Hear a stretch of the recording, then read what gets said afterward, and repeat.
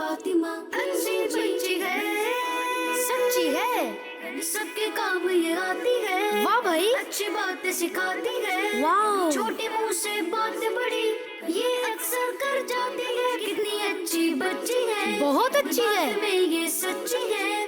कोई गलत करता है कुछ तो ये उसे समझाती है। कनीज़ फातिमा कनीज़ फातिमा अच्छी बच्ची, कनीज़ फातिमा अच्छी बच्ची है, सच्ची है। सबके काम ये आती है।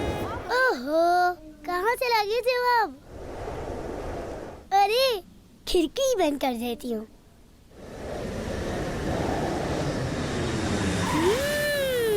अल्लाह हाफिज, अल्लाह हाफिज।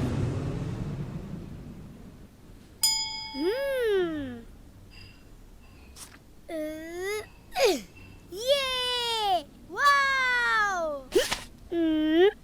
वाओ जबरदस्त। एक बार फिर उड़ाती हूँ।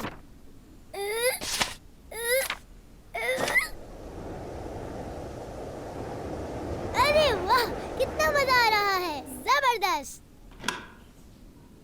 अस्सलामुअलैकुम वरहमतुल्लाहि वबरकातुह। वालेकुम अस्सलाम वरहमतुल्लाहि वबरकातुह। सल्लल्लाहु अलैहि वसल्लम।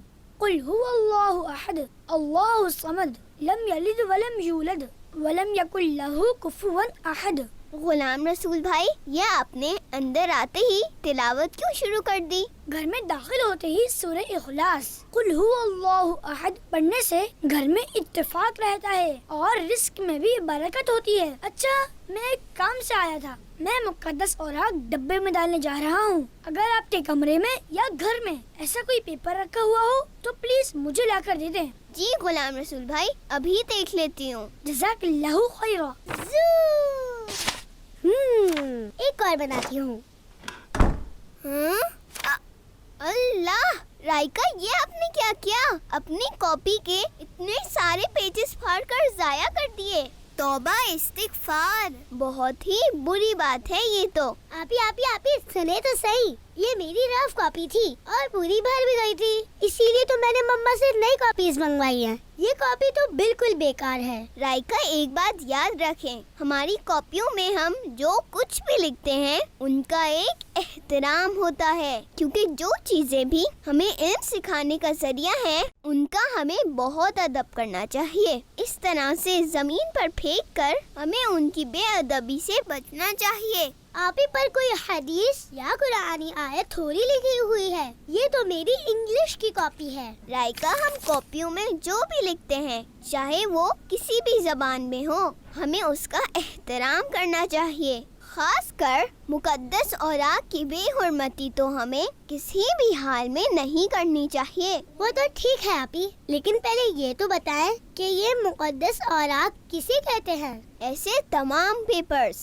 जिन पर कुरान पाक की आयत या उनका कुछ हिस्सा अल्लाह पाक के नाम, अंबिया किराम, बुजुर्गाने दीन के नाम या ऐसी तमाम चीजों का जिक्र या उनके नाम लिखे हों जिनका एहतराम हम पर फर्ज है, उन्हें मुकद्दस औराक कहते हैं। अस्तगफिरुल्लाह, ये तो वाकई बुरी बात है। माफ कीजिएगा आपी, मैं आइंदा ऐसा बिल्कुल नहीं करूँगी। जज़ाकल्लाहु खैरो। अल्लाह पाक आपको इस्तिकामत अता फरमाए। आमीन सुम्मा आमीन। लेकिन आपी, ये इस्तिकामत क्या होता है? राइका, इस्तिकामत होता नहीं, होती है। इस्तिकामत का मतलब अपने किसी काम, चीज या इरादे पर कायम रहना है। जैसे कि अभी आपने कहा कि आप आइंदा ऐसा नहीं करेंगी, तो मैंने आपके हक में अल्लाह पाक से दुआ की है।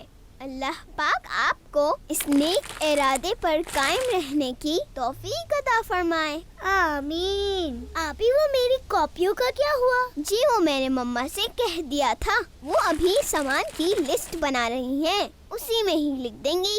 जज़ाकल्लाहु खैरा। गुलाम रसूल भाई, ये लें। गुलाम रसूल भाई, ये कहाँ लेकर जा रहे हैं? राइका, ये मुकद्दस औराक की थैली गली में लगे मुकद्दस औराक के डब्बे में डालने जा रहा हूँ।